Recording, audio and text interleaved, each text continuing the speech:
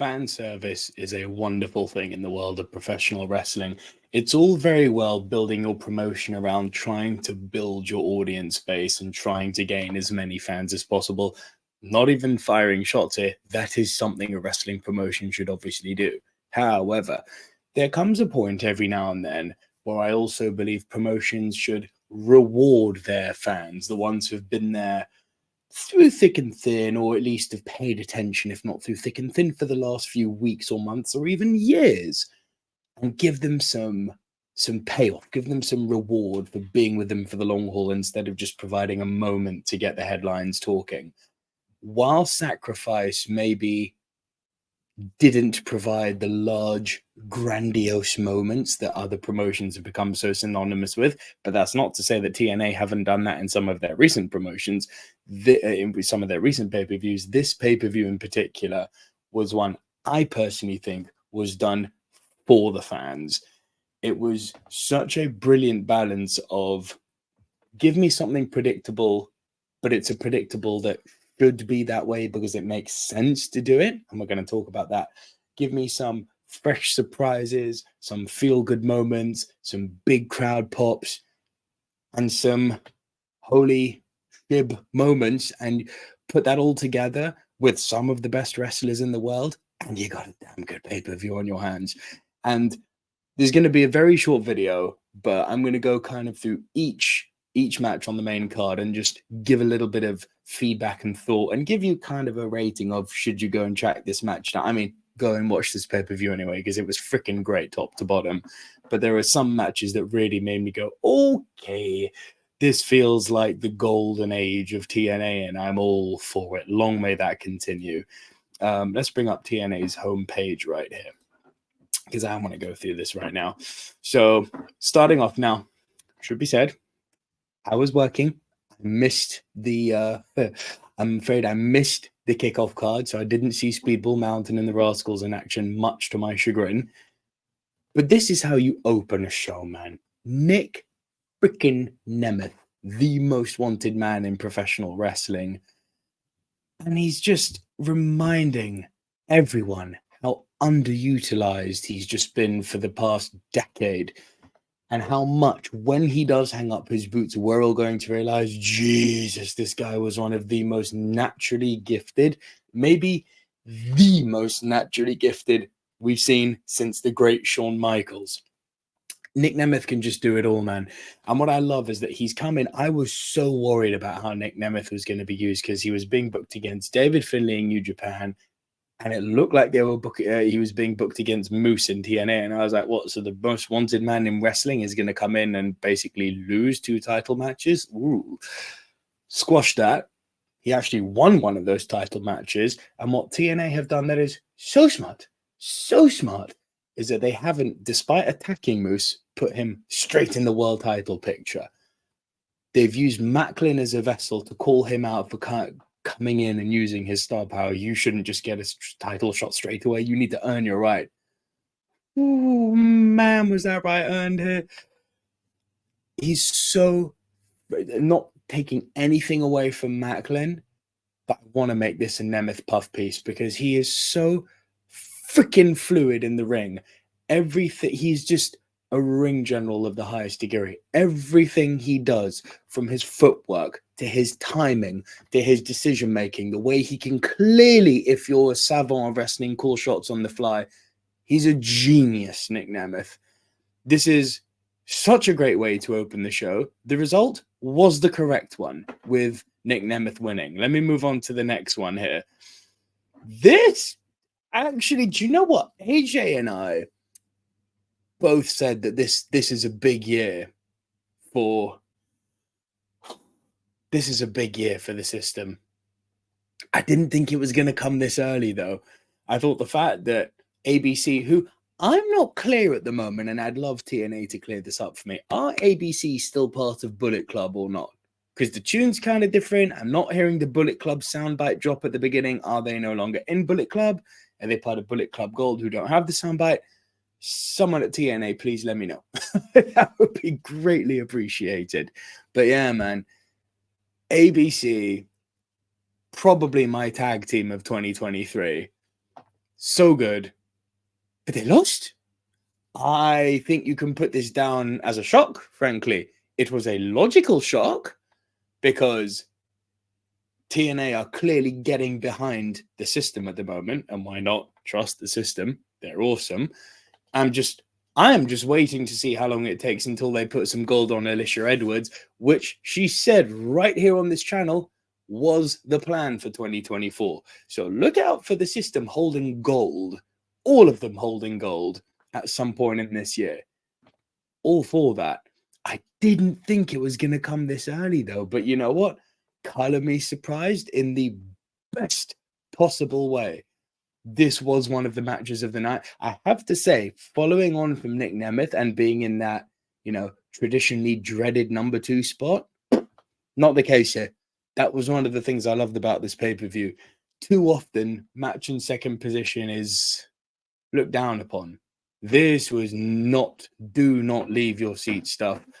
I mean, is it anything new to say at this point? ABC don't put on bad matches. They're so good, these two together. I do wonder if they're going to stay together as a tag team after this. I hope so. Or we're going to see a bit of a fallout. Them go their separate ways. Don't know. Chris Bay on this channel did hint that maybe there's a future for both of us, and part of being a tag team is bolstering each other's stock up. I'm curious to see what the future holds for the ABC, but great match again. Okay. I don't like talking about other promotions when I'm doing a video about a specific promotion, in this case TNA. Unfortunately, PCO and Con, while the build-up was fun with those backstage segments, this was an unwinnable battle.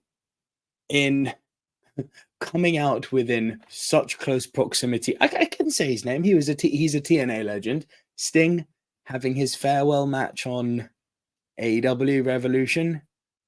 It's so hard when that's so fresh in the mind to then go and put on what is essentially a hardcore match, a no rules match. It was fine. The right person, I'm not convinced one. TNA clearly like PCO. I get it. It's nice to have these character wrestlers in the year 2024. They're too few and far between. You got your PCOs, your Orange Cassidys. Bray Wyatt, rest his soul, was one of them. There aren't that many character wrestlers kicking about nowadays. So I'm very, very, very protective whenever there's one and the company's using him well. TNA like PCO, hence the win. I do question if this was the right decision, though. Based on the story I was being told, I kind of think maybe Con should have won. But hey, I'm gonna play the let this one play out card. Hopefully this feud continues. We'll see what happens of it. On the basis that it was coming after the Sting retirement match, this was a very, very hard one to get excited about, given that it was essentially a no disqualifications match. But anyway, one of my moments of the evening up next. MK Ultra versus Danny Luna and Jody Threat. Danny Luna, who recently shared on the Ministry of Wrestling YouTube channel, you can go check out the interview right now, said her big ambition for 2024 was to hold gold with Jody Threat. Now, here's where TNA completely subverted my expectations for the better. Traditionally speaking, on your televised match, before your pay-per-view, the person who wins the televised match usually then loses the main match on the pay-per-view. Didn't happen. Danny Luna won the televised match against Slamovich, and then they only went and won freaking knockout gold. I was like, Danny Luna corner right here, as you guys know. This is the official Danny Luna fan club, the Ministry of Wrestling. That's a girl, man. She's got a gold.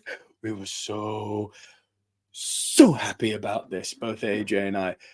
And I mean, let's be real. Danny Luna is holding quite a bit of gold at the moment, and she is making a very, very, very, very strong case for being in contention for one of the, I hate the fact that we homogenize male and female, but one of the female wrestlers of the year. Just Danny, keep going. Jody Threat, love to see it. I was surprised by this. I thought, is this too early? But no complaints. It's just great. Oh man, this was great. And the next match, what do we have? Okay. What do you do? And TNA have done this a bit recently and they've done it well. What do you do when you have a hot free agent property? You put him in the safe hands of the walking weapon. Will Ospreay had a match against Josh Alexander, hailed by some as one of the greatest matches they've ever seen. Hammerstone, one of the hottest free agents around. Who do you put him with?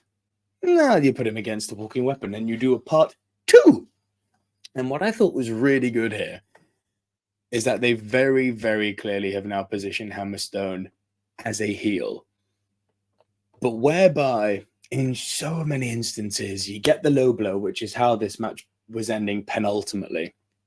You get the low blow, you do a surprise roll up while the ref's not looking, and you do a low blow while the ref's not looking, you get your surprise roll up and you get the 1, 2, 3. Not so.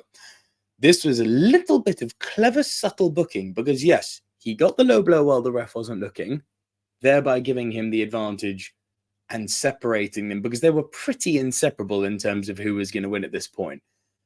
But then he lands that finisher and he reminds the whole world, is like, yeah, I may be a dastardly heel now, but don't mess. Like, do not freaking mess with Hammerstone. He has laid down a mark. Yes, he did it by cheating, but what followed the cheating was the exclamation mark.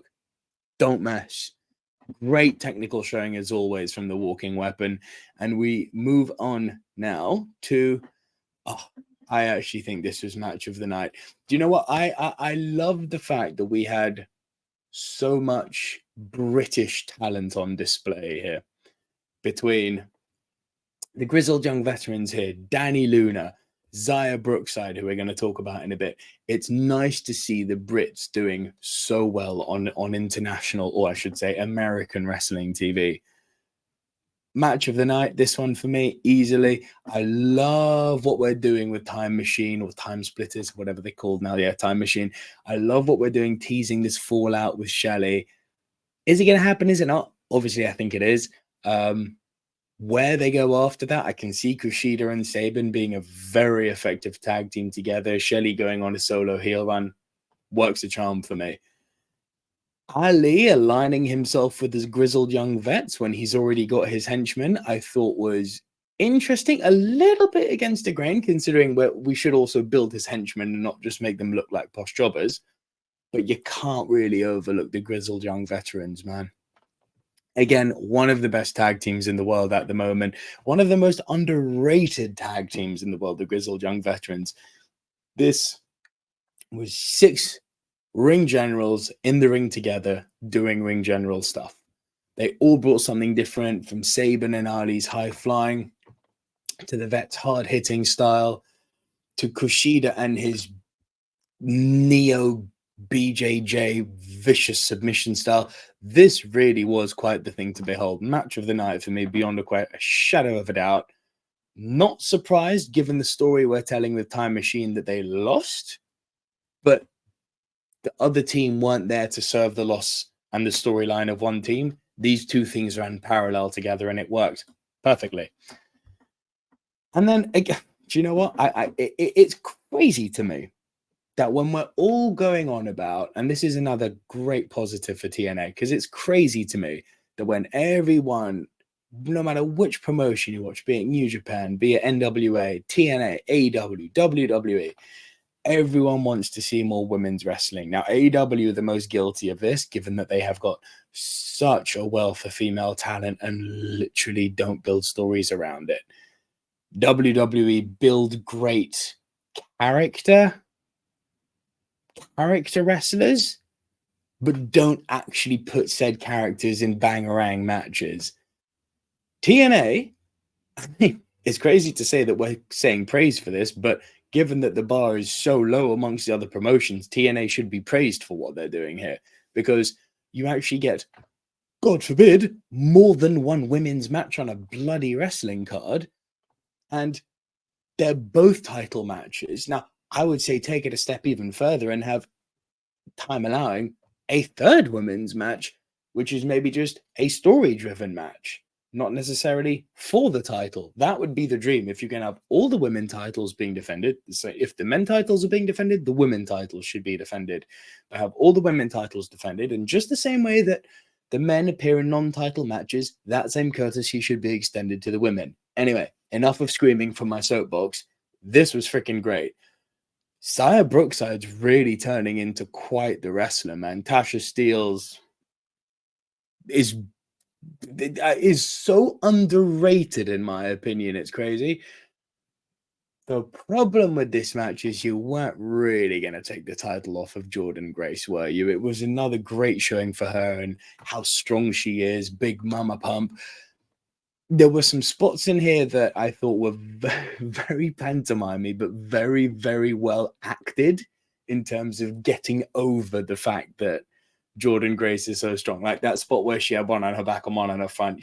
Actually, if you look at it, the physics there wasn't so much reliant on her. It was just very, very clever physics that they were employing. But listen, man, by all means, build Jordynne Grace, make her an unstoppable force. This is just the first in many, many, many steps of building that legacy for her.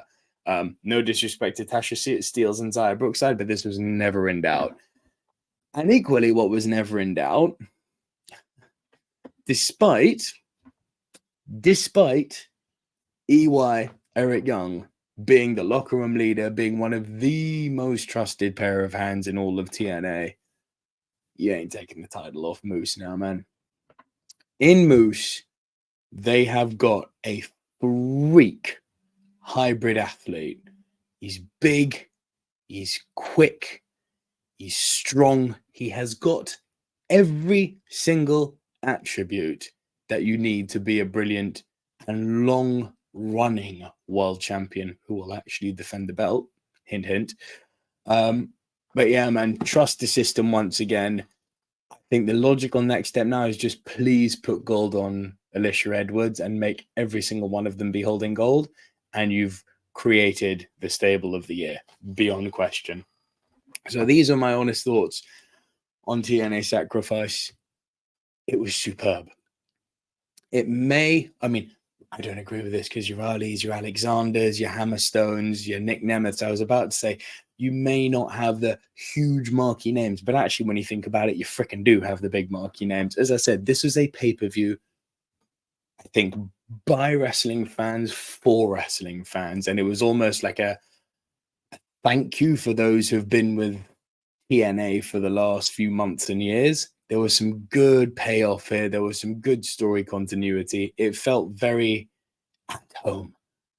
And sometimes you don't need the big moment that will, Sting's retirement, Cody losing. You don't need that big moment that will echo through the halls of time. You just need to put on a damn good show and have people entertained. That's how you get butts in seats. Have idiots like me talking so the word of mouth spreads like, hey, by the way, I know we're all talking about XYZ, but have you checked out TNA Sacrifice? Because god damn, that promotion is hot at the moment.